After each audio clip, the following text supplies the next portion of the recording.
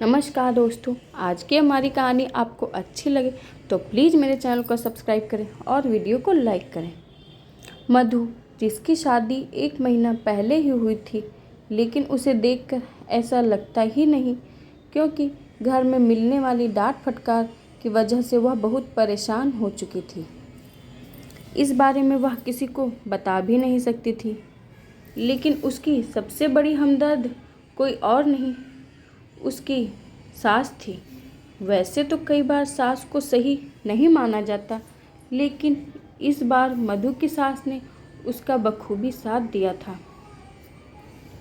एक दिन मधु खाना बना रही थी कि तभी मधु का पति सुमित आता है। तुमने खाना बनाना सीखा भी है या नहीं? कोई भी खाना सही से नहीं बना पाती हो, एकदम स्वाद नहीं आता। शर्मा जी की पत्नी को देखो, एक से एक डिश बना लेती है। मधु, क्या कमी रह गई है खाने में? आप मुझे बता दीजिए, मैं ठीक कर दूंगी, प्यार से बोलती है सुमित।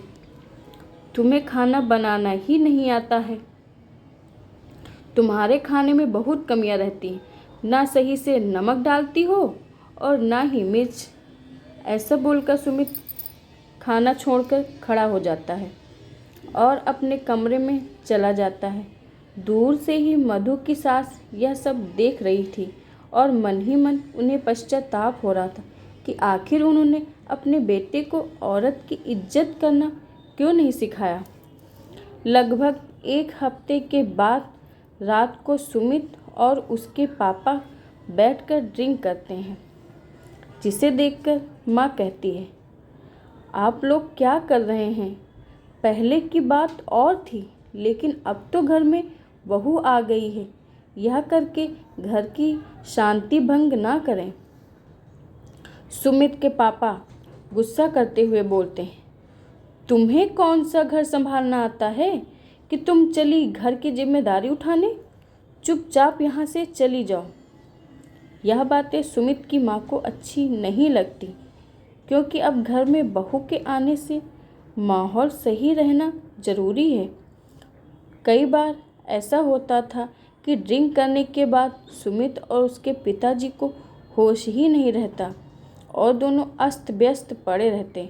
दूसरे कमरे से ही छिपकर मधु यह सब देख रही थी और अब वह समझ चुकी थी कि इस घर में औरतों की कोई इज्जत नहीं है। एक दिन जब मधु के पति और ससुर अपने अपने काम पर घर से निकलते हैं, तो उसी समय धीरे से मधु सास के पास बैठकर बोलती है, आज के समय में औरतों को भी इज्जत मिलनी चाहिए जो मर्दों को मिलती है, लेकिन कभी कभी ऐसा नहीं हो पाता। सास, तुम कहना क्या चाहती हो बहू? मैं कुछ समझी नहीं। मधु, देखिए मम्मी जी, मैंने भी देखा है कि पापा जी का व्यवहार आपके प्रति बिल्कुल अच्छा नहीं है और वही सुमित का व्यवहार भी मेरे प्रति सही नहीं है। इसलिए मैंने आपसे यह बात की है, क्योंकि मुझे ऐसा ही लगता है कि इस घर में औरतों की कोई इज्जत नहीं है। दोनों बातें कर ही रही होती हैं कि उसी समय सुमित और उनके पिताजी घर में बड़ा सा सोफ़ा लेकर आते हैं, जिसे देखकर सास कहती है, अरे आप यह क्या लेकर आ गए हैं? हमारे घर में तो पहले से ही सोफ़ा रखा हुआ है और एक नया सोफ़ा लेकर आए हैं, वह भी इतना बड़ा। सुमित के पिताजी बोलते हैं, तुमसे किसी ने पूछा है क्या? इसके बाद सुमित और पिताजी दोनों मिलकर सोफे को हॉल में सेट करने लगते हैं, जिसे देखकर मधु सास से कहती है, देखा मम्मी जी, मैं यही तो कह रही थी ना, हम चाहे उनके लिए कुछ भी कर लें, लेकिन कभी भी इनके दिल में हमारे लिए इज्जत नहीं हो पाएगी, क्योंकि यह कभी भी हमें खुद के बराबर समझते ही नहीं हैं।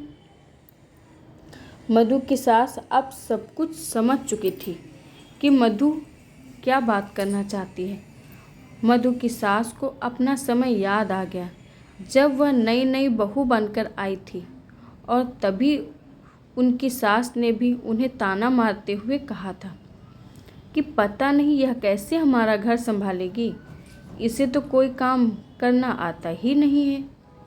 माँ बाप ने इसे ऐसे ही भेज दिया है। हालांकि मधु की सास पढ़ी लिखी थी और शादी के पहले वह कहीं टीचिंग करती थी, लेकिन शादी के बाद उनकी नौकरी छुड़वा दी गई और तभी से उन्होंने सोचा था कि जब भी उनके घर में उनकी बहू आएगी तो उसके साथ कभी भी गलत व्यवहार नहीं होने देंगे। मधु भी पढ़ी लिखी थी, उसने भी बीएड किया हुआ था। अगर वह चाहे तो नौकरी कर सकती थी, लेकिन उसको अच्छी तरह से पता था कि ससुर और सुमित कभी भी मधु को नौकरी करने नहीं देंगे। मधु भी रोज रोज के झगड़ों से तंग आ चुकी थी। वह सुमित के लिए कितना भी अच्छा काम क्यों न कर ले, कभी भी वह खुश नहीं होता और हमेशा उसकी तुलना दोस्तों की पत्नियों से करता। वह छुप छुप के रोया करती थी, लेकिन अपनी परेशानी ज़्यादा किसी को नहीं बताती। एक बार उसने सुमित से नौकरी करने की बात भी की थी, लेकिन उसने तो मना ही कर दिया था। तब से मधु ने भी चुप्पी साध रखी थी। एक दिन मधु की सास, बेटा तुमने तो बीएड किया है, तो क्या तुम नौकरी करना नहीं चाहती? मधु घबराते हुए, हाँ मम्मी जी, मैंने बीएड इसीलिए किया था ताकि मैं नौकरी कर सकूं और अपने परिवार का ख्याल भी रख सकूं। मेरे मम्मी पापा भी तो यही चाहते थे ना, लेकिन सुमित को यह अच्छा नहीं लगता। 2 दिन बाद मधु की सास, बेटा तुम काम छोड़ दो, मैं कर लूँगी। कॉलोनी के बाहर जो स्कूल है ना, तुम वहाँ चली जाओ, वहाँ तुम्हारी नौकरी लग गई है। मैंने वहाँ बात की है, वह स्कूल मेरी सहेली का ही स्कूल है। मधु, लेकिन मम्मी जी मैं ऐसे कैसे जा सकती हूँ? सुमित ने तो मुझे साफ साफ कहा है कि मैं नौकरी नहीं कर सकती। तभी उन लोगों की बात सुमित सुन लेता है और चिल्लाते हुए कहता है, क्या बोल रही हो तुम? नौकरी करोगी? मधु, जी वो मम्मी जी। सुमित, क्या मम्मी जी? बिना मुझसे पूछे तुमने इतना बड़ा फैसला ले लिया, और तुम्हें किस बात की कमी है जो तुम नौकरी करना चाहती हो? उसी वक्त मधु की सास आगे आ जाती है और वह कहती है, क्या बुराई है अगर मधु नौकरी करे तो? तुम नहीं चाहते, लेकिन मैं चाहती हूँ कि वह जाकर नौकरी करे। कमी सिर्फ पैसे की नहीं होती, मान सम्मान और इज्जत की भी होती है, जो तुम उसे कभी दे नहीं सकते। सुमित के पिताजी, अच्छा तो तुम ही हो वो जो उसे हवा दे रही हो? जानती नहीं, यहाँ औरतों को फैसला लेने का कोई अधिकार नहीं है। सास, आज तक जो मेरे साथ हुआ है मैं अपनी बहू के साथ नहीं होने दूंगी। मैंने अपने सपनों को दरकिनार कर दिया, लेकिन मैं अपनी बहू को कभी ऐसा करने के लिए मजबूर नहीं करूंगी जिसके लिए उसे अपना मन मारना पड़े। मैं देखती हूँ उसे नौकरी पर जाने से कौन रोकता है। और मधु नौकरी करने लगती है। उसके बाद उसके अंदर आत्मविश्वास पैदा हो गया। धीरे धीरे उसके पास पैसे आने लगे, जिसको वह अपनी सास को दे देने लगी, क्योंकि आखिरकार सास की वजह से ही वह नौकरी कर सकी। कुछ ही दिनों के बाद सुमित का बिजनेस सही तरीके से नहीं चल रहा था, जिससे वह परेशान रहने लगा और उसकी परेशानी की वजह से वह ठीक से खाना भी नहीं खाता था। मधु घर आकर तरह तरह के पकवान बनाती, लेकिन सुमित का मन नहीं लग रहा था। एक दिन सुमित ने मधु से कहा, मैंने हमेशा तुम्हारा अपमान किया है, कभी भी तुम्हारा साथ नहीं दिया, इसीलिए आज मेरे साथ ऐसा हो रहा है कि अब मेरा काम ठप पड़ चुका है। समझ में नहीं आता कि कैसे घर संभालूं। बस उसी समय सुमित की माँ पैसे लेकर आती है और उन्हें सुमित को दे देती है। यह वही पैसे होते हैं जो मधु अपनी सैलरी के रूप में अपनी सास को देती है, जिसे देखकर सुमित के आंखों में आंसू आ जाते हैं और सुमित के पिताजी भी भावुक हो जाते हैं।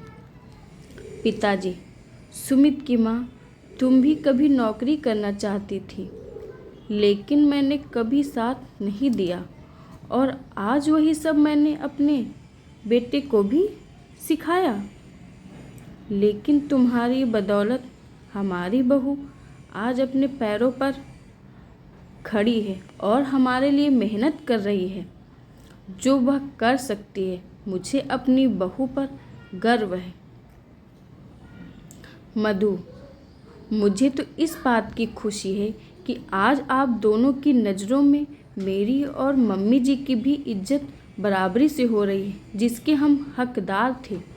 पिताजी, हाँ बहू, तुमने और तुम्हारी सास ने हमेशा घर की परिस्थिति के अनुसार खुद को ढाल लिया, लेकिन हमने तुम्हें कभी भी सही नहीं माना। हो सके तो हम दोनों को माफ़ कर देना। ऐसा सुनते ही मधु की आंखों में आंसू आ जाते हैं और अब वह खुशी खुशी खाना परोसने लगती है, क्योंकि आज उसने सभी के पसंद का खाना बनाया है और दिल से वह बोझ उतर चुका है, जिसकी वजह से वह परेशान थी। तो दोस्तों, हमें हमेशा हर इंसान को बराबरी का हक देना चाहिए, फिर चाहे औरत हो या फिर आदमी। तो आपको हमारी कहानी आज की कैसे लगी, कमेंट में ज़रूर बताइएगा। धन्यवाद।